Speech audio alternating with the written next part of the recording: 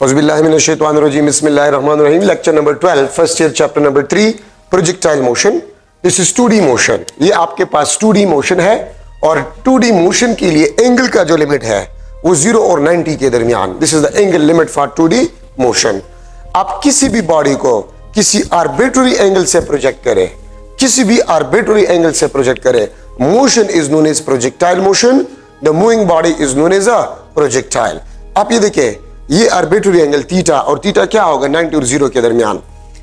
ठीक है, this is projection point, this is target point, the highest point is summit point, v naught is projection velocity, theta is projection angle, the maximum horizontal distance travelled bye a projectile is a range of projectile. Air resistance को हम neglect करते हैं, no air resistance, Fx आपके पास क्या बन जाएगा 0, no horizontal force, no horizontal force, no horizontal acceleration. अगर कोई एयर रेजिस्टेंस नहीं है तो कोई हॉरिजॉन्टल फोर्स नहीं होगा, और अगर हॉरिजॉन्टल फोर्स नहीं होगा तो हॉरिजॉन्टल एक्सेलरेशन आपके पास 0 होगा।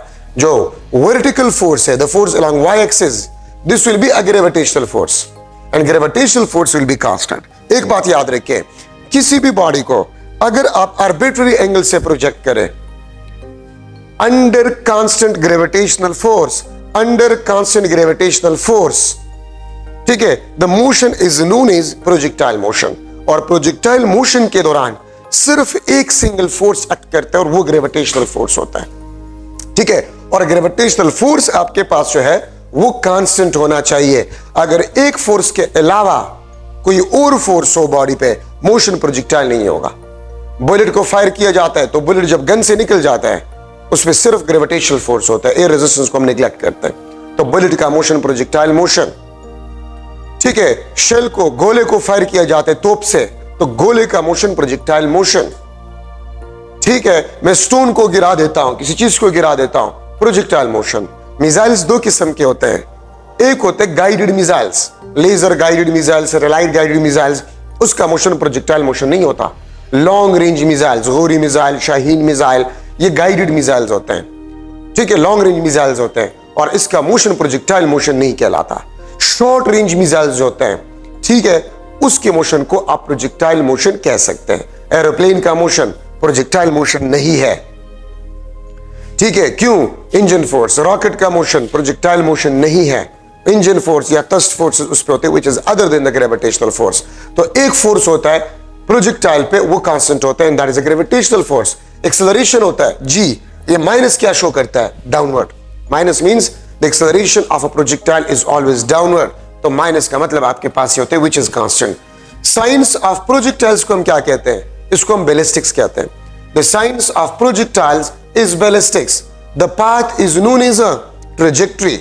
ठीक है, इस पाथ को, पाथ जो है उसको हम ट्रेजेक्टरी कहते हैं, लेकिन शेप ऑफ पाथ जो है इसको हम पैराबोलिक कहते हैं। और याद रखिए, अगर ग्रेविटेशनल फोर्स ना होता, अगर ग्रेविटेशनल फोर्स ना होता तो प्रोजेक्टाइल हमेशा, ये बॉडी हमेशा इस पाथ पे जाता। ठीक है, और पैराबोलिक पाथ पे ग्रेविटेशनल फोर्स इस बॉडी को मजबूर कर जाता है कि मूव करे। अगर आप देखें तो प्रोजेक्टाइल मोशन में हॉरिजॉन्टल मोशन भी है और वर्टिकल मोशन भी है। मैं अगर किसी चीज को इस तरह फेंक लेता हूं तो ये ऊपर भी जाएगा और हॉरिजॉन्टली भी जाएगा, वर्टिकल मोशन भी करेगा और हॉरिजॉन्टल मोशन भी करेगा। तो इसका मतलब यह है कि projectile motion is the superposition of horizontal and vertical motion. ठीक है, प्रोजेक्टाइल मोशन आपके पास जो है, this is the superposition of horizontal and vertical motion. अब हम एक एक मोशन को ले रहे हैं। Horizontal motion, horizontal motion, horizontal motion आपके पास जो है, इसमें याद रखिए आपके पास Fx जो है, this is equal to 0। Fx is equal to 0। Ax आपके पास क्या होगा? This will be equal to 0। और अगर Ax 0 होगा तो इसका मतलब आपके पास होगा कि Vx will be equal to constant. No horizontal force, no horizontal acceleration. V naught x आपके पास जो है, this is equal to V naught cos theta. V naught x आपके पास जो, this is equal to V naught cos theta. ठीक है, so this is the horizontal component of velocity at the point of projection. अगर मैं कह दूं theta is the angle with vertical axis, theta is the angle with vertical axis, तो फिर we naught x आपके पास वी नॉट साइन थीटा होगा। Instantaneous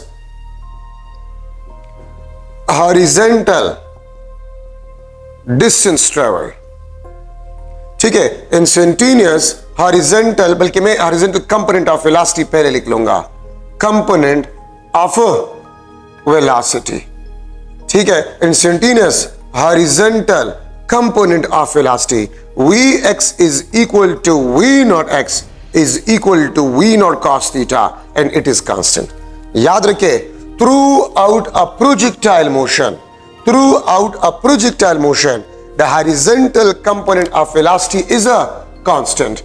ये अगर आपके पास projectile motion है, this is a projectile motion, ठीक है, ये आपके पास Vx V नॉट x, ये आपके पास Vx, ये आपके पास Vx, ये आपके पास Vx, ये आपके पास Vx। तो याद रखे, through out a projectile motion the horizontal component of velocity is constant.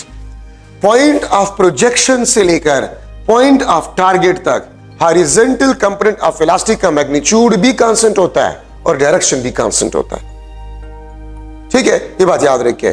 Through out a projectile motion horizontal component of velocity का मैग्नीट्यूड भी कांस्टेंट होता है और डायरेक्शन भी कांस्टेंट होता है, ठीक है, ये बात याद रखिए। तो देखिए, अगर मैं कह दूं मैं एक बॉडी को फेंक रहा हूं पॉइंट ऑफ प्रोजेक्शन पे, अगर horizontal component of velocity 2 metre per second हो तो समिट पॉइंट पे हॉरिजॉन्टल कंपोनेंट ऑफ वेलोसिटी क्या होगा, 2 मीटर पर सेकंड, ठीक है। प्रोजेक्शन पॉइंट पे, टारगेट पॉइंट पे आपके पास हॉरिजॉन्टल कंपोनेंट ऑफ वेलोसिटी क्या होगा, 2 मीटर पर सेकंड। 1 सेकंड बाद क्या होगा, 2 मीटर पर सेकंड। तो horizontal component of velocity is constant through out a projectile motion. Instantaneous horizontal distance travelled, instantaneous horizontal distance traveled by a projectile x is equal to vxt, या इसको मैं लिख सकता हूं v naught cos theta into t। so अगर horizontal component of velocity given हो और instantaneous time आपको given हो तो आप instantaneous horizontal distance traveled को मालूम कर सकते हैं। x is equal to vxt अगर horizontal component of velocity given हो और इंस्टेंटेनियस टाइम, अगर मैं कह दूं कि horizontal component of velocity 2 metre per second है, after 1 second what will be the horizontal distance travelled, तो 2 मीटर पर सेकंड, 1 सेकंड तो 2 metre, after 2 second what will be the horizontal distance travelled, 4 metre. इस तरह जाते जाए, ठीक है। v naught cos theta into t, projection velocity अगर given हो, प्रोजेक्शन एंगल गिवन हो और इंस्टेंटेनियस टाइम गिवन हो तो आप इंस्टेंटेनियस हॉरिजॉन्टल डिस्टेंस ट्रेवल को इस फार्मूले से मालूम कर सकते हैं, ठीक है। तो ये आपके पास हॉरिजॉन्टल मोशन में इंपॉर्टेंट डिस्कशन आपके पास बन गया। अब अगर मैं लूं वर्टिकल मोशन, अगर मैं लूं वर्टिकल मोशन तो याद रखिए Fy आपके पास होगा, it will be Fg and remember it will be constant. Gravitational force आपके पास वर्टिकल फोर्स होगा and it will be constant and this is the only force on a projectile, this is the only force और single force on a projectile, ठीक है। Ay आपके पास होगा, this will be equal to -g और Vy आपके पास होगा, if the vertical motion is accelerated तो आपके पास vertical component of velocity variable velocity आपके पास होगा। Fy is equal to Fg is equal to constant, Ay is equal to -g, Vy आपके पास है, दिस इज अ वेरिएबल, ठीक है। वर्टिकल मोशन को अगर हम डिस्कस कर रहे हैं तो V naught y, the vertical component of velocity at the point of projection, this is equal to V naught sin theta, ठीक है। अगर प्रोजेक्शन एंगल हो, प्रोजेक्शन वेलोसिटी हो तो आप vertical component of velocity at point of projection इस फार्मूले से मालूम कर सकते हैं। If theta is the angle with vertical axis तो फिर V naught y, V naught cos theta आपके पास होगा, ठीक है। Instantaneous vertical component of velocity, instantaneous vertical component of velocity, तो V Y V naught Y minus G T, या इसको मैं लिख सकता हूं V naught sine theta minus G T. ठीक है, तो ये आपके पास instantaneous vertical component of velocity है, और प्रोजेक्शन पॉइंट पे वेलोसिटी से आप जीटी को सब्ट्रैक्ट करें, ये आपको instantaneous vertical component of velocity देगा। So V Y is equal to we naught Y minus G T. तो इसका मतलब आपके पास ये होता है कि vertical component of velocity will be decreases. ठीक है, मैं यहां पर अगर बना लूं, ठीक है, तो मैं इस तरह इसको बना सकता हूं, ये आपके पास instantaneous vertical component of velocity V naught Y V Y, summit point पे वी वाई आपके पास क्या है, zero. After summit point V Y is downward, ये आपके पास वी नॉट वाई। याद रखिए, प्रोजेक्शन पॉइंट से लेकर समिट पॉइंट तक vertical component of velocity upward होता है और magnitude of vertical component of velocity decrease होता है। याद रखिए, ए वाई आपके पास होता है, this is equal to minus g, which is constant, जो कि आपके पास कांस्टेंट होता है। ठीक है, तो प्रोजेक्शन पॉइंट से समिट तक vertical component of velocity upward, फिर आफ्टर समिट जब फॉल होगा वापस बॉडी, तो vertical component of velocity downward होगा। तो याद रखिए, vertical component of velocity magnitude भी चेंज करता है और डायरेक्शन भी चेंज करता है। Vertical component of velocity magnitude भी चेंज करता है और डायरेक्शन भी चेंज करता है, लेकिन हॉरिजॉन्टल कंपोनेंट ऑफ वेलोसिटी ना तो मैग्नीट्यूड को चेंज करेगा ना डायरेक्शन को चेंज करेगा। हॉरिजॉन्टल कंपोनेंट ऑफ वेलोसिटी ना मैग्नीट्यूड को चेंज करेगा ना डायरेक्शन को चेंज करेगा। Vertical component of velocity magnitude को भी चेंज करेगा और डायरेक्शन को भी चेंज करेगा। अगर मैं आपसे पूछूं what is the angle between the acceleration of a projectile and vertical component of velocity, ठीक है, तो पॉसिबल एंगल क्या होगा, नगोरे वर्ता प्रोजेक्शन पॉइंट से समिट तक एक्सेलरेशन ऑफ अ प्रोजेक्टाइल और वर्टिकल कंपोनेंट ऑफ वेलोसिटी, इसके दरमियान 180 डिग्री एंगल होता है, लेकिन समिट पॉइंट के बाद एक्सेलरेशन और वर्टिकल कंपोनेंट ऑफ वेलोसिटी का एंगल जीरो होता है। तो अगर एमसीक्यू में आ जाए the angle between the acceleration of projectile, ठीक है, and vertical component of velocity, तो पॉसिबल एंगल्स क्या होंगे, तो 0R180, 0R180, ये दो एंगल्स पॉसिबल है। कोई और angle vertical component of velocity और एक्सेलरेशन ऑफ प्रोजेक्टाइल के दरमियान पॉसिबल नहीं है। और acceleration of a projectile and horizontal component of velocity is perpendicular, always perpendicular. horizontal component of velocity and acceleration of a projectile, this is always perpendicular. ठीक है, Vx और Vy हमेशा perpendicular। Summit point पे vertical component of velocity क्या होता है, zero. और यही वजह है कि समिट पॉइंट पे अगर आप देखें the motion is only horizontal motion, the motion is only horizontal motion. Summit point पे सिर्फ हॉरिजॉन्टल मोशन होता है, क्यों, क्योंकि समिट पॉइंट पे सिर्फ हॉरिजॉन्टल कंपोनेंट ऑफ वेलोसिटी होता है। एक बात याद रखिए, वर्टिकल कंपोनेंट ऑफ वेलोसिटी का काम होता है प्रोजेक्टाइल को वर्टिकली ऊपर ले जाना, और हॉरिजॉन्टल कंपोनेंट ऑफ वेलोसिटी का काम होता है प्रोजेक्टाइल को हॉरिजॉन्टली ले जाना। तो समिट पॉइंट पे तो वर्टिकल जीरो बन जाता है, हॉरिजॉन्टल नॉन जीरो। तो इसलिए समिट पॉइंट पे जो मोशन है, the motion is only horizontal at summit point. ठीक है, अच्छा, अब अगर मैं इंस्टेंटेनियस वर्टिकल डिस्टेंस या हाइट ऑफ प्रोजेक्टाइल, वो आपके पास क्या होगा, तो y is equal to we naught Y T minus half G T square. ये आपके पास इंस्टेंटेनियस हाइट फॉल है, या V naught sine theta T minus half G T square. ये आपके पास instantaneous height of a projectile है। अगर प्रोजेक्शन वेलोसिटी गिवन हो, प्रोजेक्शन एंगल गिवन हो और इंस्टेंटेनियस टाइम गिवन हो, तो आप इंस्टेंटेनियस हाइट को मालूम कर सकते हैं इस इक्वेशन से। अगर आप वर्टिकल कंपोनेंट ऑफ वेलोसिटी आपको at point of projection given हो और इंस्टेंटेनियस टाइम गिवन हो, आप इंस्टेंटेनियस हाइट ऑफ प्रोजेक्टाइल को इस इक्वेशन से मालूम कर सकते हैं। ठीक है, तो ये आपके पास instantaneous vertical height of projectile. अगर आपसे कोई पूछे, अगर मैं आपको बता दूं, देखिए, projectile motion is the superposition of two motions, horizontal motion and vertical motion।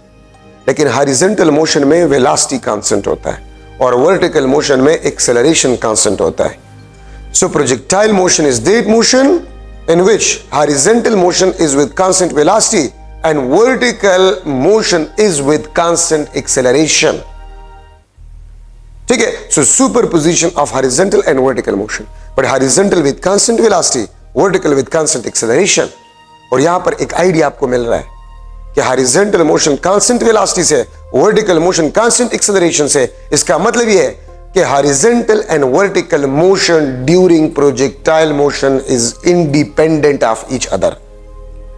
Horizontal constant velocity से है, vertical constant acceleration से, means velocity, vertical velocity variable है, तो ये independent है, इसलिए तो ये काम हो रहा है, constant है और दूसरा velocity variable, तो they are independent of each other.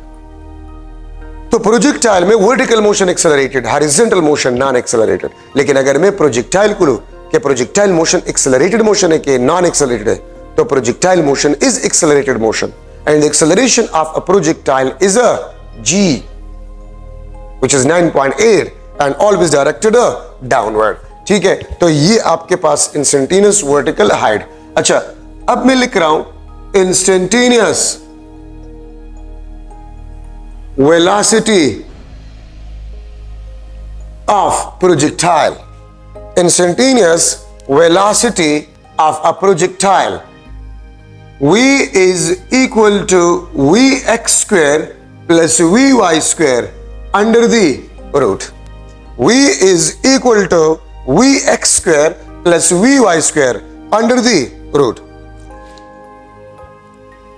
तो अगर आपको instantaneous horizontal component of velocity given हो and vertical component of velocity given हो और आपसे पूछ लिया जाए what is the instantaneous velocity of a projectile, तो इस इक्वेशन से आप इंस्टेंटेनियस वेलोसिटी को मालूम कर सकते हैं. ठीक है, vx square plus vy square under the root. अगर मैं लूं at point of projection, at point of projection, point of projection पे, या मैं यहां पर टारगेट भी लिख लेता हूं क्योंकि प्रोजेक्शन और टारगेट पॉइंट पे वेलोसिटी मैक्सिमम, प्रोजेक्शन पॉइंट पे या टारगेट पॉइंट पे वेलोसिटी आपके पास v, वेलोसिटी आपके पास v मैक्सिमम, जिसको मैं v नॉट लिख सकता हूं. The velocity at a point of projection या the velocity at a point of target is equal to maximum velocity. ठीक है, और आपके पास at point of projection vy आपके पास मैक्सिमम होता है, इसलिए प्रोजेक्शन पॉइंट पे टोटल वेलोसिटी भी मैक्सिमम होता है. अगर आपके पास वेलोसिटी मैक्सिमम है तो kinetic energy at a point of projection, kinetic energy at a point of target, this is equal to half m v naught square which is the maximum kinetic energy, which is the maximum kinetic energy. तो projection point पे और target point पे kinetic energy maximum, क्यों? क्योंकि velocity maximum होता है. Momentum at a point of projection, momentum at a point of target, this is equal to mv naught which is equal to the maximum momentum, which is equal to the maximum momentum. ये momentum आपके पास maximum होते हैं, velocity भी maximum, kinetic energy भी maximum और momentum भी आपके पास प्रोजेक्शन और टारगेट पॉइंट पे मैक्सिमम होगा. ठीक है, अच्छा, अब अगर मैं समिट पॉइंट पे ले रहा हूं, at summit point means highest point पे, तो समिट पॉइंट पे याद रखे vy आपके पास 0 होता है और vx आपके पास v नॉट cos थीटा ही होता है, विच इज कांस्टेंट. ठीक है, तो समिट पॉइंट पे वेलोसिटी आपके पास at summit point, this is equal to the minimum velocity which is equal to vx which is equal to v naught cos theta. याद रखे समिट पॉइंट पे vertical component of velocity 0 होता है, लेकिन velocity non zero होता है. Velocity horizontal component of velocity तो होता है विच इज मिनिमम, तो समिट पॉइंट पे वेलोसिटी मिनिमम होता है जो कि इसके बराबर है. तो काइनेटिक एनर्जी आपके पास समिट पॉइंट पे जो होगा, ठीक है, वो आपके पास half M V x square which is equal to half M we naught square cos square theta. And remember summit point पे काइनेटिक एनर्जी आपके पास होता है, it is minimum. Summit point पे काइनेटिक एनर्जी आपके पास होते हैं वो मिनिमम होते हैं, half M V x square half M we naught square cos square theta.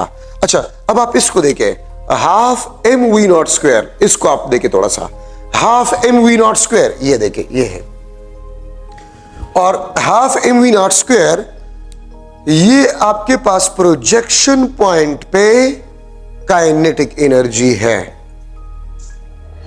ठीक है, कॉस स्क्वायर थीटा। मैंने इसको रिप्लेस किया काइनेटिक एनर्जी प्रोजेक्शन से, इसको मैंने इससे रिप्लेस किया, ठीक है। या मैं इसको इस तरह भी लिख सकता हूं कि kinetic energy minimum is equal to kinetic energy maximum into cos square theta, into cos square theta.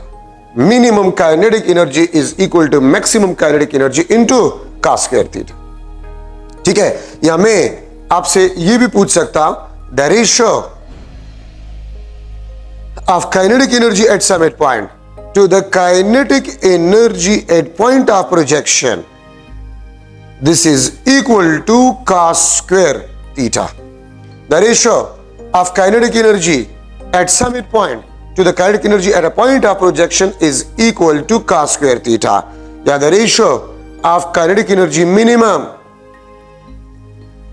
to the maximum kinetic energy is equal to cos square theta, ठीक है। आपके पास cos स्क्वायर थीटा के बराबर होगा। अच्छा, अब आप ये देखिए, सिंपल इक्वेशन है, मैंने काइनेटिक एनर्जी प्रोजेक्शन लिखा इसको, because this is the kinetic energy eight projection and cos square theta. अगर आपको मैक्सिमम काइनेटिक एनर्जी गिवन हो, बिकॉज प्रोजेक्शन पॉइंट पे काइनेटिक एनर्जी मैक्सिमम और प्रोजेक्शन एंगल गिवन हो, तो आप समिट पॉइंट पे काइनेटिक एनर्जी को मालूम कर सकते हैं, ठीक है। देखिए, आपके पास है cos 30, this is equal to √3 divide by 2, लेकिन cos स्क्वायर 30 ये आपके पास 3 डिवाइड बाय 4 के बराबर है, ठीक है। अगर मैं लिख लो cos 45 degree 1/√2 and cos square 45 degree ये आपके पास 1 डिवाइड बाय 2 के बराबर है, तो यहां पर स्क्वायर है।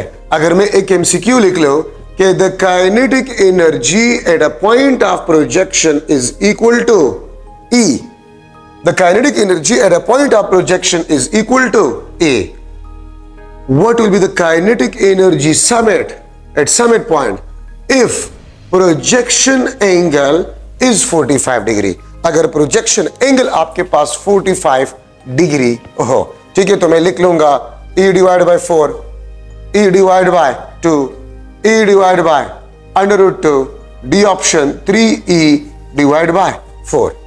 तो 45 अगर आप पुट कर, अभी मैंने कर लिया हाफ, तो एनर्जी हाफ होगा समिट पॉइंट पे, ठीक है।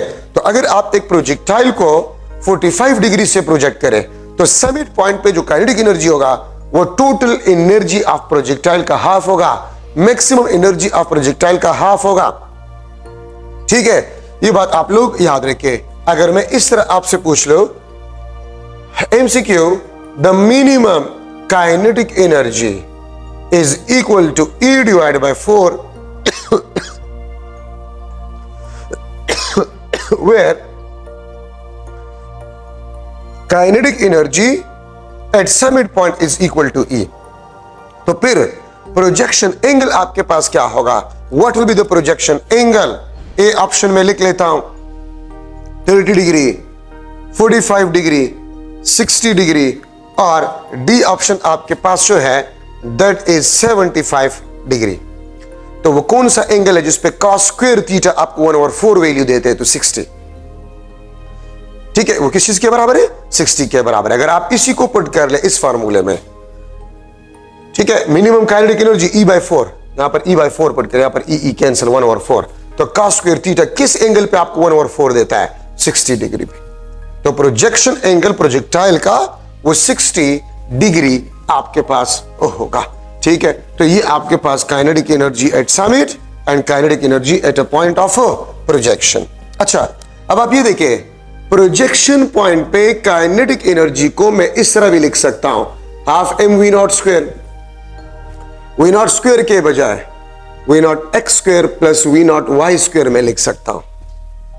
तो प्रोजेक्शन पॉइंट पे kinetic energy half M we naught X square plus half M we naught Y square. ठीक है, ये आपके पास kinetic energy along X axis है and this is the kinetic energy along Y axis. ठीक है, अगर आप लोग देखें तो समिट पॉइंट पे kinetic energy half M we naught X square होता है which is equal to half m v naught square cos square theta। तो देखिए अब इस समिट पॉइंट पे सिर्फ ये टर्म है, ये टर्म आपके पास नहीं है, ये टर्म आपके पास नहीं है। तो इसका मतलब ये है कि this much energy is lost. तो kinetic energy y it is lost and this will be equal to potential energy gain which is the potential energy at summit point। और इसको मैं लिख सकता हूं half m vy square half m v naught square sin square theta। तो याद रखें potential energy at summit point is equal to half m v naught square sin square theta। और half m v naught square इसको मैं replace कर सकता हूं kinetic energy at a point of projection into sin square theta, into sin square theta। ठीक है, तो ये आपके पास potential energy at summit point. और मैं इस तरह भी लिख सकता हूं समिट पॉइंट पे हाइट मैक्सिमम है तो पोटेंशियल एनर्जी समिट पॉइंट पे मैक्सिमम होगा, प्रोजेक्शन पॉइंट पे काइनेटिक एनर्जी मैक्सिमम होगा इनटू sin square theta। और मैं लिख सकता हूं कि the ratio of potential energy at summit point to the kinetic energy at a point of projection, तो point of projection। ठीक है, और मैं इसको इस तरह भी लिख सकता हूं maximum potential energy to the maximum kinetic energy, this is equal to sin square theta। The ratio of potential energy at summit point to the kinetic energy at a point of projection, या the ratio of maximum potential energy to the maximum kinetic energy is equal to sin square theta। ये आपके पास sin square theta के बराबर होगा। ठीक है, मैं इस तरह भी आपको लिख सकता हूं, मैं इस तरह भी लिख सकता हूं the ratio of potential energy at summit to the kinetic energy at a summit। तो potential energy at summit point half m v naught square sin square theta और काइनेटिक एनर्जी समिट पे half m v naught square cos square theta, this is cancel. तो potential energy at summit point to the kinetic energy at summit point, this is equal to sin square theta divide by cos square theta and this is equal to tangent square theta. ये आपके पास tangent square theta के बराबर आपके पास होगा। ठीक है, so these are some important discussion. मैं यहां पर भी लिख सकता हूं, अगर मैं लिख लो मोमेंटम एट समिट पॉइंट, ये आपके पास एम वी एक्स होगा या ये आपके पास m we naught cos theta होगा। ठीक है, और याद रखिए प्रोजेक्शन पॉइंट पे जो मोमेंटम आपके पास होता है it is m we naught and this is maximum momentum. तो मैं यहां पर इस एम वी नॉट को पी प्रोजेक्शन से रिप्लेस कर सकता हूं। तो momentum at summit point is equal to the momentum at a point of projection into cos theta. ठीक है, या the ratio of momentum at summit point to the momentum at a point of projection is equal to cos of theta, is equal to cos of theta. ठीक है, तो ये आपके पास जो है important discussion in the projectile motion. अब यहां पर हम डिस्कस कर रहे हैं instantaneous position of projectile, instantaneous position of projectile. ठीक है, ये अगर आपके पास प्रोजेक्टाइल मोशन है ये और आपका प्रोजेक्टाइल यहां पर है यहां पर है। So this is the position vector r, ठीक है। और ये आपके पास बन जाएगा this is y and this is x, ठीक है। तो मैं लिख सकता हूं r is equal to xi plus yj। ये r किस चीज को शो करता है? ये पोजीशन वेक्टर है, always down from the origin, जो कि पोजीशन ऑफ प्रोजेक्टाइल के बारे में आपको बताता है, ठीक है। अगर मैं आपसे पूछूं how far projectile from point of projection, तो ये आपके पास होगा आर वेक्टर का मैग्नीट्यूड निकाल लें, x square plus y square under the root. R का magnitude is equal to under the root of x square plus y square. तो अगर इंस्टेंटेनियस हॉरिजॉन्टल डिस्टेंस आपको गिवन हो, ये आपके पास v x t whole square, ये आपके पास v naught Y T minus half G T square into square root, ये आपके पास basically instantaneous position of a projectile बन जाएगा। तो अगर instantaneous horizontal distance travel given हो, अगर मैं लूं ये 3 मीटर है, ये 4 मीटर है, 4 मीटर ये 3 मीटर, तो how far the projectile from the point of projection? तो 4 square plus 3 square under root is equal to 5 metre.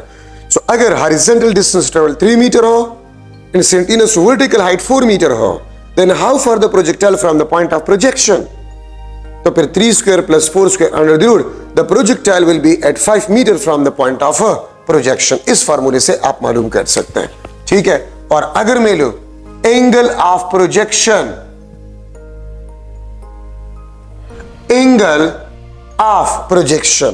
तो एंगल ऑफ प्रोजेक्शन आपके पास tangent theta y divide by x, या थीटा आपके पास हो this is equal to tan inverse y divide by x। Theta is equal to tan inverse y divide by x। इससे आप projection angle को मालूम कर सकते हैं। Theta is equal to tan inverse y divide by x, ठीक है। तो ये आप इंपॉर्टेंट जो है आप एंगल मालूम कर सकते हैं अगर इंस्टेंटेनियस वर्टिकल हाइट गिवन हो और इंस्टेंटेनियस हॉरिजॉन्टल डिस्टेंस गिवन हो। x का फार्मूला ये भी आप पुट कर सकते हैं, y का फार्मूला ये भी आप पुट कर सकते हैं, ये y ये x। अच्छा, अब यहां पर हम डिस्कस कर रहे हैं maximum height of projectile, maximum height of projectile. जब प्रोजेक्टाइल समिट पॉइंट पे होता है तो हाइट मैक्सिमम होता है, ठीक है। और मैक्सिमम हाइट का formula v naught Y square divide by 2g v naught square sine square theta divide by 2g। This is the maximum height of a projectile. और यहां पर आप देख सकते हैं maximum height directly proportional to we naught Y square. यहां से मैं लिख सकता हूं maximum height is directly proportional to the square of a projection velocity. Maximum height is directly proportional to sine square theta. और यहां से मैं लिख सकता हूं maximum height is inversely proportional to g.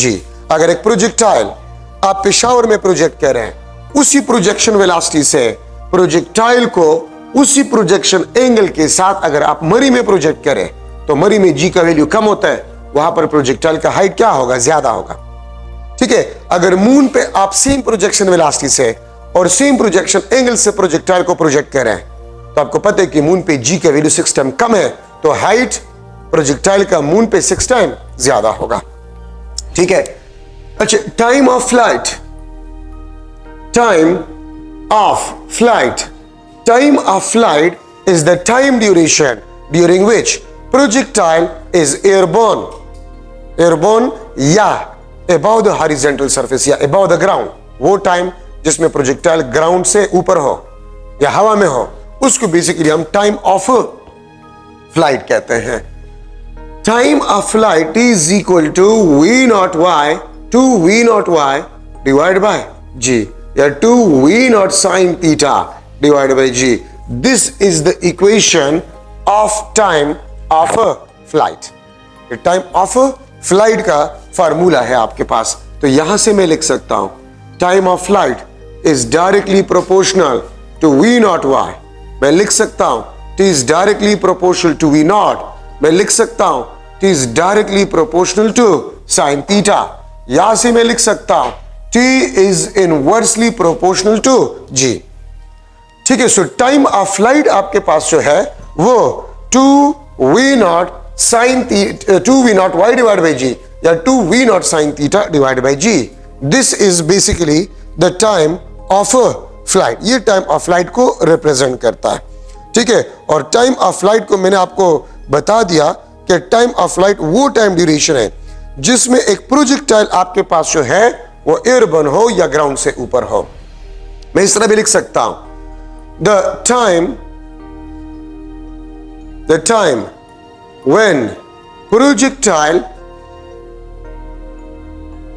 is at summit point। ठीक है, time when projectile is at summit point, तो टोटल टाइम का आप हाफ निकाल लें। ठीक है, ये आपके पास v naught sin theta divide by g। देखिए, प्रोजेक्टाइल समिट पॉइंट तक जितने टाइम में जाता है तो समिट पॉइंट से ग्राउंड तक भी उतने टाइम में वापस आएगा। ठीक है, तो समिट पॉइंट तक जो टाइम होगा वो टाइम ऑफ लाइट का हाफ होगा। और यहां पर हम प्रोजेक्शन वेलोसिटी, अगर प्रोजेक्शन वेलोसिटी को मैं डबल कर जाऊं, projection velocity double, the maximum height will be 4 times. अगर मैं प्रोजेक्शन वेलोसिटी को डबल कर जाऊं, the time of light will be double. अगर मैं प्रोजेक्शन वेलोसिटी को हाफ कर जाऊं, time of light will be half. अगर मैं प्रोजेक्शन वेलोसिटी को हाफ कर जाऊं तो टाइम ऑफ लाइट आपके पास जो है वो 4 टाइम डिक्रीज हो जाएगा। ठीक है, इस तरह थीटा के साथ अगर मैं सेम कांस्टेंट प्रोजेक्शन वेलोसिटी से 90 पे प्रोजेक्टाइल को प्रोजेक्ट करूं तो हाइट मैक्सिमम होगा, हाइट ज्यादा होगा तमाम एंगल के मुकाबले में। अब आपके ज़हन में यह आएगा कि प्रोजेक्टाइल मोशन में तो हम 0 और 90 के दरमियान लेते, यस, वो 2D के लिए। 1 डायमेंशनल में अगर डिस्कस करूं मोशन, ये भी प्रोजेक्टाइल मोशन है, आप इसको कह सकते हैं, लेकिन हम इसको 1 डायमेंशनल कहेंगे। ठीक है, ये बात आप लोग याद रखिए। तो अगर आप थीटा को चेंज करें तो याद रखिए प्रोजेक्शन वेलोसिटी से आप डिफरेंट एंगल पे इसको प्रोजेक्ट कर रहे हैं, लेकिन अगर 90 पे करेंगे तो हाइट भी ज्यादा होगा और टाइम ऑफ फ्लाइट भी ज्यादा। अगर मरी में आप प्रोजेक्टाइल को प्रोजेक्ट करें तो पेशावर के मुकाबले में मरी में हाइट ज्यादा भी होगा और टाइम ऑफ फ्लाइट भी आपके पास क्या होगा, ज्यादा होगा पेशावर के मुकाबले में। ठीक है, अब देखिए maximum height b projection velocity, projection angle और जी, और ये भी प्रोजेक्शन वेलोसिटी, प्रोजेक्शन एंगल और जी पे डिपेंड करता है। तो मैं रिलेट कर सकता हूं the relation between maximum height and time of flight, T square is equal to 8 divided by g into h maximum. This is the equation which relate time of flight and maximum height. ठीक है, मैं इसको इस तरह भी लिख सकता हूं, maximum height is equal to gt square divided by 8। इस तरह भी मैं इसको लिख सकता हूं। तो देखिए यहां से मैं लिख सकता हूं maximum height is directly proportional to the square of time of flight, या इससे मैं अगर अंडर रूट निकालूं तो t is directly proportional to the square root of the maximum height। अगर मैं प्रोजेक्शन वेलोसिटी को चेंज कर जाऊं, अगर आपको एमसीक्यू में बताया जाए if I change the projection velocity the time of flight becomes double, the time of flight becomes double, what will be the maximum height? तो डबल स्क्वायर करे 4, मैक्सिमम हाइट 4 टाइम बन जाएगा। अगर आप प्रोजेक्शन वेलोसिटी को change कर जाए, आपको ये नहीं बताएगा कि प्रोजेक्शन वेलोसिटी डबल या हाफ वगैरह, जस्ट आपको बताएगा I change the projection velocity. अच्छा, आप देखिए मैं अगर इस पे एमसीक्यू बना लूं कि मैक्सिमम हाइट वो आपके पास h था, ठीक है, और टाइम ऑफ फ्लाइट आपके पास x। ठीक है, when projection velocity change, when projection velocity change, maximum height is 2h, maximum height is a 2h, then time of flight then time of flight will be dash. Time of flight आपके पास जो है वो क्या होगा? 2t, B option t divide by 2, C option आपके पास t के बजाय में x, क्योंकि वहां पर x मैंने लिखा है, x डिवाइड बाई 2, ये आपके पास under the root of 2x, ठीक है। और डी ऑप्शन आपके पास है x divide by under the root of 2, under root में लिख लूंगा 4x, इसको मैं 4x लिख लूंगा। तो देखिए आपको सिर्फ बताइए change when projection velocity change, तो मैक्सिमम हाइट बिकम्स 2h। तो अगर ये 2h हो जाए तो इस पे आपको अंडर रूट नजर आ रहा है, टाइम आपके पास अंडर रूट 2x बन जाएगा। This is the answer, this is the answer, ठीक है। आपने वेलोसिटी को चेंज किया, मैक्सिमम हाइट 2h, तो टाइम ऑफ फ्लाइट आपके पास under the root of 2x आपके पास बन जाएगा। तो ये आपके पास इक्वेशन है जो कि मैक्सिमम हाइट और टाइम ऑफ फ्लाइट को रिलेट करता है। अब यहां पर मैं डिस्कस कर रहा हूं range of projectile. Range of projectile is the maximum horizontal distance travelled. Maximum horizontal distance travelled, इसको हम रेंज ऑफ प्रोजेक्टाइल कहते हैं। X maximum, maximum horizontal distance travelled, इसको हम रेंज कहते हैं। इसको हम क्या कहते हैं? रेंज कहते हैं, ठीक है। तो आपके पास फॉर्मूला है रेंज का, रेंज को हम आर से रिप्रेजेंट करते हैं। आर, अगर आप वी एक्स को time of flight, horizontal component of velocity को आप टाइम ऑफ फ्लाइट के साथ मल्टीप्लाई करें, रेंज ऑफ अ प्रोजेक्टाइल आ जाएगा, ठीक है। आप वी एक्स को वी नॉट कॉस थीटा से रिप्लेस करें, टी, ये भी आपके पास फार्मूला है, या 2v naught square sine theta cos theta divide by g, ये भी आपके पास रेंज का फार्मूला है, ठीक है। और रेंज का फार्मूला आपके पास v naught square sine 2 theta divide by g, ये भी आपके पास रेंज का फार्मूला, और ये भी आपके पास रेंज के फार्मूले।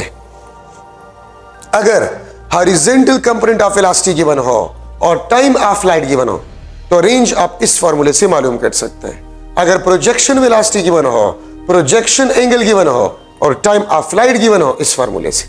अगर projection velocity, projection angle given हो, उस फार्मूले से। प्रोजेक्शन वेलोसिटी, प्रोजेक्शन एंगल, इस फार्मूले से आप रेंज को मालूम कर सकते हैं। और यहां से भी आप देख सकते हैं range is directly proportional to we naught square. Range is directly proportional to sine 2 theta. Range is inversely proportional to g, ठीक है। अगर आप प्रोजेक्शन वेलोसिटी को डबल कर जाए, रेंज आपके पास 4 टाइम्स बन जाएगा। अगर आप प्रोजेक्शन वेलोसिटी को हाफ कर जाए, रेंज आपके पास 4 टाइम डिक्रीज हो जाए, ठीक है। इस तरह जी के साथ भी और थीटा के साथ ये रिलेट हो सकता है। So these are different formulas of range of a projectile. एक बात याद रखें, जिस फार्मूले में भी आपके पास साइन थीटा या कॉस थीटा हो, वो आपको मैक्सिमम रिजल्ट देगा अगर साइन थीटा और कॉस थीटा 1 आपके पास हो, बन जाए। तो देखिए, if theta is equal to 45 degree तो 2 थीटा ये आपके पास 90 हो जाएगा, और sine 2 theta is equal to sine 90, this is equal to 1। तो याद रखिए, if theta is equal to 45 degree then range is equal to we naught square divide by g, which is the maximum range. तो याद रखिए, किसी भी projection velocity के लिए अगर आप प्रोजेक्टाइल को 45 डिग्री से प्रोजेक्ट करें तो रेंज ऑफ अ प्रोजेक्टाइल आपके पास क्या होगा? मैक्सिमम होगा। बाकी किसी भी एंगल पे रेंज और मैक्सिमम से कम होगा। If theta is not equal to 45 तो फिर रेंज आपके पास और मैक्सिमम से कम होगा, या रेंज आपके पास v naught square divide by g से कम होगा। लेकिन अगर थीटा 45 हो तो रेंज आपके पास मैक्सिमम होगा। अच्छा, अब आप उस फॉर्मूले को देखिए, ये v naught square divide by g को, v naught square divide by g को मैं किस चीज से रिप्लेस कर सकता हूं? तो v naught square divide by g को मैं आर मैक्सिमम से रिप्लेस कर सकता हूं, ठीक है। वो मैं आर मैक्सिमम से रिप्लेस कर सकता हूं। तो देखिए आपके पास range is equal to r maximum into sine 2 theta. किसी भी थीटा पे जो रेंज होगा वो आप इससे मालूम कर सकते हैं। अगर थीटा आपको गिवन हो तो मैक्सिमम के कितना आपके पास होगा। अब अगर मैं लिख लो थीटा 15 डिग्री हो तो रेंज 15 डिग्री पे ये 45 डिग्री का हाफ होगा, या आर मैक्सिमम का आपके पास हाफ होगा। अगर आप इसमें 15 पुट करें 2 मल्टीप्लाई बाय 15 साइन 30 और साइन 30 आपको हाफ देगा। सो 15 डिग्री पे जो रेंज होता है वो 45 डिग्री के रेंज का हाफ होता है, वो मैक्सिमम रेंज के हाफ होता है। तो मैं आपसे एमसीक्यू पूछ सकता हूं, मैं अगर एक एमसीक्यू लिख लो, maximum range of projectile at some projection velocity is 100 meter. Maximum range of projectile at some projection velocity is 100 meter. What will be the range? मैं क्वेश्चन लिख रहा हूं, what will be the range of projectile? What will be the range of projectile if projected at 15 degree with same projection velocity? With same projection velocity. ठीक है, तो फिर आपके पास रेंज क्या होगा? 200 metre, 400 metre, 50 metre. D option आपके पास जो है 10 मीटर। देखिए 15 डिग्री पे अगर आप प्रोजेक्ट करें तो मैक्सिमम का हाफ, और आपको बताइए कि मैक्सिमम रेंज था 100 मीटर, तो 100 को आप हाफ करें 50 मीटर आपके पास आंसर होगा। तो 15 डिग्री पे जो रेंज होता है वो मैक्सिमम का हाफ होता है। तो 10 डिग्री पे क्या होगा, 30 डिग्री पे क्या होगा मैक्सिमम का, 60 डिग्री पे क्या होगा, वो आप इसे मालूम कर सकते हैं। अगर मैं एक दूसरा एग्जांपल लिखूं, थीटा आपके पास 30 डिग्री हो तो 2 थीटा 60 एंड साइन 60 वो आपके पास किस चीज के बराबर होता है? Under the root of 3 divide by 2। तो 30 डिग्री पे जो रेंज होता है वो under the root of 3 divide by 2 आर मैक्सिमम होता है। तो इस फार्मूले से किसी भी थीटा पे मैक्सिमम रेंज से आप इसको कंपेयर कर सकते हैं। ठीक है, याद रखें अगर आपके पास sum of angles theta 1 plus theta 2 is equal to 90, तो इन एंगल्स को कंप्लीमेंट्री एंगल्स कहा जाता है जिसका सम 90 हो। ठीक है, तो जिन दो एंगल्स का सम 90 हो तो उस पे रेंज आपके पास क्या होगा? सेम होगा। ठीक है, the sum of angle is if 90, those angles are known as complementary angles. और याद रखिए कंप्लीमेंट्री एंगल्स पे रेंज आपके पास सेम होता है। 10 डिग्री प्लस 80 डिग्री 90 डिग्री, तो R10 और R80 डिग्री वो आपके पास इक्वल होंगे, लेकिन इसके लिए शर्त यह है कि प्रोजेक्शन वेलोसिटी कांस्टेंट हो। अगर आप देखें 30 डिग्री प्लस 60 डिग्री 90 डिग्री, तो 30 डिग्री पे रेंज और 60 डिग्री पे रेंज वो बराबर होगा अगर प्रोजेक्शन वेलोसिटी आपके पास क्या हो? कांस्टेंट हो। ठीक है, तो इसको हम बेसिकली कंप्लीमेंट्री एंगल्स कहते हैं। ठीक है, तो कंप्लीमेंट्री एंगल्स पे range of a projectile same if the projection velocity is kept constant, अगर प्रोजेक्शन वेलोसिटी आपके पास कांस्टेंट हो। अगर एमसीक्यू में कहीं पर आप ये देखें hits target, a bullet hits target, a shell hits target, और आपको एंगल गिवन ना हो, if angle is not given so theta आपने 45 डिग्री लेना होगा। थीटा आपने 45 डिग्री लेना होगा। ठीक है, ये बात याद रखिए। अगर हिट्स टारगेट आ जाए, short range missile is fire and it hits a target, a bullet is fire and it hits a target, तो थीटा फिर आपने 45 डिग्री लेना होगा। और फार्मूला आपके पास V0 square divide by G, और अगर आप प्रोजेक्शन वेलोसिटी मालूम करना चाहते हैं तो under root of R। A shell is fired and it hits a target. It hits a target, where the target is 1 kilometer away, then what will be the projection velocity of the shell? तो projection velocity shell, target कितना दूर था? 1 kilometer. यहां पर put करें 1 kilometer means 1000 meter. G 10,000 under root निकाले तो 100 आपके पास प्रोजेक्शन वेलोसिटी आ जाएगा. प्रोजेक्शन वेलोसिटी आ जाएगा. अगर मैं आपको ये कह दूं कि 10 मीटर पर सेकंड से बुलेट को फायर किया गया and it hits a target, then what will be the how far the target will be from the point of projection. तो रेंज आपने मालूम करना है बाय यूजिंग दिस फार्मूला. इस फार्मूले से आपने रेंज को मालूम करना होगा. तो एमसीक्यू में अगर आपके पास आ जाए हिट्स अ टारगेट तो थीटा पर आपने 45 डिग्री लेना होगा. अच्छा, अब अगर आपके पास थीटा 45 डिग्री हो, if theta is equal to 45 degree, तो फिर रेंज ऑफ अ प्रोजेक्टाइल वो 4h के बराबर होगा. ठीक है, ये आपके पास 4h के बराबर होगा.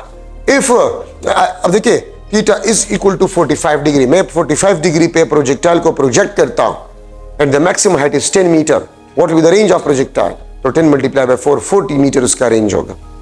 अगर मैं आपसे ये पूछूं कि मैक्सिमम रेंज ऑफ प्रोजेक्टाइल, जब मैं एक एमसीक्यू बना लूंगा, maximum range of projectile is 400 metre, then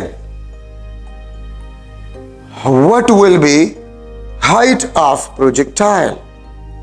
ठीक है, हाइट ऑफ प्रोजेक्टाइल आपके पास क्या होगा? A option 800 metre, B option 1600 metre, C option 100 metre और डी ऑप्शन 400 मीटर. तो आप देखिए आपको बताया गया maximum range, it means 45 degree है मैक्सिमम रेंज. अगर आपको एंगल के बारे में ना बताया जाए, मैक्सिमम रेंज ही आपको बता रहे कि थीटा इज 45 डिग्री, तो h आपके पास r डिवाइड बाय 4. ठीक है, तो 400 को 4 पे डिवाइड करें, 100 मीटर आपके पास आंसर आ जाएगा. ठीक है, तो ये आपके पास जो है 45 डिग्री पे रेंज ऑफ अ प्रोजेक्टाइल आपके पास सेम होता है. ठीक है, अच्छा, अब अगर मैं थीटा 76 डिग्री लूं तो याद रखिए रेंज और हाइट आपके पास जो होते हैं वो बराबर होते हैं. और थीटा 76 डिग्री, या इसको मैं tan इनवर्स 4b लिख सकता हूं. एंड tan इनवर्स 4 76 डिग्री, और इस पे आपके पास रेंज और हाइट जो है वो बराबर होता है. बाकी किसी भी एंगल पे आपके पास रेंज और हाइट बराबर नहीं होते. ठीक है, सो रेंज और हाइट बराबर होता है if the projection angle is 76 degree. ठीक है, और 76 डिग्री का मतलब होता है tan इनवर्स 4. tan इनवर्स 4 वो आपको 76 डिग्री जो है वो देता है. ठीक है, अच्छा, अब यहां पर मैं कुछ जनरल डिस्कशन करवा रहा हूं. जनरल डिस्कशन आपके पास ये है कि अगर आपने किसी चीज को शूट करना है तो आपने थोड़ा सा ऊपर निशाना लेना होगा. क्यों? क्योंकि अगर आप थोड़ा सा ऊपर निशाना लेंगे, ये बिल्डिंग है, किसी चीज को आपने हिट करना है, ठीक है, गन के जरिए से, तो आपने थोड़ा सा ऊपर निशाना लेना होगा. तो आप ये देख सकते हैं, ठीक है, इसको हिट करेगा पैराबोलिक पाथ, लिटिल अबव आपने टारगेट लेना होगा निशाने के ऊपर. ठीक है, अगर ये बिल्डिंग है और इस बिल्डिंग से एक बॉडी को मैं नीचे थ्रो कर लेता हूं और दूसरे बॉडी को हॉरिजेंटली थ्रो कर लेता हूं, ये ए ये B, it is horizontally throw. ठीक है, and this is leave to fall downward. ठीक है, इन सेम टाइम में सेम हाइट से हमने एक बॉडी को हॉरिजेंटली प्रोजेक्ट किया और दूसरे को उसी टाइम सेम हाइट से सेम टाइम में डाउनवर्ड फॉल किया. ठीक है, तो क्या दोनों जमीन तक सेम टाइम में पहुंचेंगे? यस, क्योंकि ये भी हाइट फॉल करेगा हाफ GT², ये भी हाइट फॉल करेगा हाफ GT². ठीक है, तो इसलिए सेम टाइम में ये जमीन तक पहुंचेंगे. और मैंने आपको स्टार्ट में बताया था, अब आप में से कुछ स्टूडेंट्स के जहन में ये आएगा कि एक को तो हमने हॉरिजेंटली थ्रो किया, वो तो हॉरिजेंटल मोशन भी कह रहा है, और दूसरे को जस्ट लिव डाउनवर्ड, तो फिर क्यों सेम टाइम में पहुंचेंगे? तो मैंने कुछ देर पहले आपको बताया कि horizontal motion and vertical motion are independent of each other. Horizontal motion और वर्टिकल मोशन इंडिपेंडेंट है. अगर ये हॉरिजॉन्टली मूव कर रहा है और ये नहीं कर रहा तो खैर है ना, वर्टिकल फॉल वर्टिकल फॉल, तो ये भी ग्रेविटेशनल फोर्स की वजह से कह रहा है, ये भी ग्रेविटेशनल फोर्स की वजह से कह रहा है। तो इसलिए सेम टाइम में ये जमीन तक पहुंच जाएंगे। अच्छा, अगर मैं लिख लो if projectile is projected horizontally, अगर प्रोजेक्टाइल हॉरिजेंटली में थ्रो करूं, इस तरह मैं प्रोजेक्टाइल को इस तरह थ्रो करूं हॉरिजेंटली, लाइक दिस, डायग्राम से ये मैं हॉरिजेंटली किसी प्रोजेक्टाइल को प्रोजेक्ट कर रहा हूं, तो देखिए यहां पर मोशन आपके पास सिर्फ हॉरिजेंटल है, तो v naught y is equal to 0। और याद रखिए जिस वेलोसिटी से आप प्रोजेक्ट करें वही आपके पास हॉरिजेंटल कंपोनेंट ऑफ वेलोसिटी होगा, और फिर कुछ देर बाद वर्टिकल कंपोनेंट ऑफ वेलोसिटी भी प्रोड्यूस होना शुरू हो जाएगा। दिस इज vy, ये आपके पास vx। ठीक है, तो मैं किसी भी बॉडी को अगर हॉरिजेंटली प्रोजेक्ट कर रहा हूं तो प्रोजेक्शन वेलोसिटी वही हॉरिजेंटल कंपोनेंट ऑफ वेलोसिटी होगा, और v नॉट y आपके पास क्या होगा, 0। मैं इस मार्कर को 2 मीटर पर सेकंड से हॉरिजेंटली प्रोजेक्ट कर रहा हूं, what will be the horizontal component of velocity, 2 metre per second. What will be the horizontal component of velocity after 2 second, 2 metre per second, क्योंकि हमने पढ़ा है कि throughout a projectile motion horizontal component of velocity is constant. ठीक है, तो projection जिस velocity से आप इसको फेंकते हैं हॉरिजेंटली, वही आपके पास horizontal component of velocity projectile का होगा। जहाज है हॉरिजेंटली मोशन कर रहा है और वो बम को गिरा देता है, वो बम को गिरा देता है। ठीक है, तो बम का जो हॉरिजेंटल कंपोनेंट ऑफ वेलोसिटी होगा वो जहाज का वेलोसिटी होगा। जहाज का जो वेलोसिटी होगा वो बम का हॉरिजेंटल कंपोनेंट ऑफ वेलोसिटी होगा। अगर जहाज का स्पीड 10 मीटर पर सेकंड है और वो बम को गिरा दे तो बम का horizontal component of velocity 10 metre per second होगा। ठीक है, आप छत पे दौड़ रहे हैं और जंप लगा रहे छत से, तो जो आपका स्पीड था वही जंप के दौरान आपका हॉरिजेंटल कंपोनेंट ऑफ वेलोसिटी होगा। लेकिन पॉइंट ऑफ प्रोजेक्शन पे vertical component of velocity 0, v naught y 0। हाँ, after some time vertical component of velocity will be produces, हमने ये फार्मूला पढ़ा था ना, v naught y minus gt, तो v नॉट y तो 0 हुआ, तो आपके पास सिर्फ gt रहेगा। तो अगर मैं आपसे पूछूं what will be the velocity at a point of vertical component of velocity at a point of projection, 0. What will be the vertical component of velocity after 1 second, तो 1 second g meter per second, after 1 second vertical component of velocity होगा। What will be the vertical component of velocity after 2 seconds, तो 2g meter per second, 2g means 19.6 meter per second. What will be the vertical component of velocity after 3 seconds, 3g meter per second। ठीक है, अच्छा x आपके पास क्या होगा, वही आपके पास vxt, y आपके पास हाइट फॉल, ये अगर ग्रेविटेशनल फोर्स ना होता, Fg अगर 0 होता तो ये होता, और अगर ये फॉल कौन करवा रहा है, हमने ये फॉर्मूला पहले भी पढ़ा है, हाफ gt², इसी को ही y कहा जाता है, और y यहां पर आपके पास जो है इसको हम हाइट फॉल कहते हैं। एक बॉडी को मैं 2 मीटर पर सेकंड से हॉरिजेंटली प्रोजेक्ट करता हूं, after 1 second what will the height fall, तो इस फॉर्मूले से आप हाइट फॉल को मालूम कर सकते हैं। Time of fall 2h divide by g या 2y divide by g under the root, ये आपके पास टाइम ऑफ फॉल। जहाज है और वो 100 मीटर एबाव या 100 किलोमीटर एबाव से बम को गिरा देता है, कितने टाइम में वो जमीन तक पहुंचेगा, तो ये फार्मूला। ठीक है, कितने टाइम में हाइट फॉल होगा, ये फार्मूला। ए वाई आपके पास g, ए वाई आपके पास g, ए x आपके पास जो है दिस इज इक्वल टू 0। तो फिर आप ये फार्मूले इस्तेमाल करेंगे, v naught y 0, v y gt, x आपके पास है this is equal to vxt, y is equal to half gt²। These are the important discussion. ठीक है, अगर मैं आपसे एक एमसीक्यू जो है वो लिख लो कि MCQ stone is projected horizontally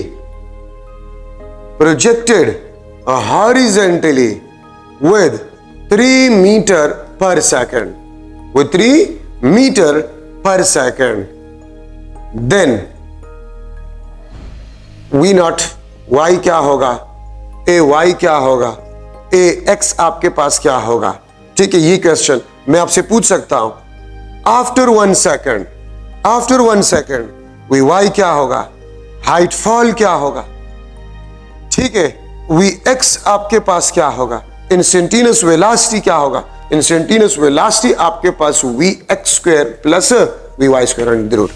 तो देखिए वी नॉट वाई क्या होगा, 0, ए वाई क्या होगा, जी, अगर माइनस जी है तो फिर आप माइनस जी को प्रेफर करेंगे, नहीं है तो फिर जी, ए एक्स 0।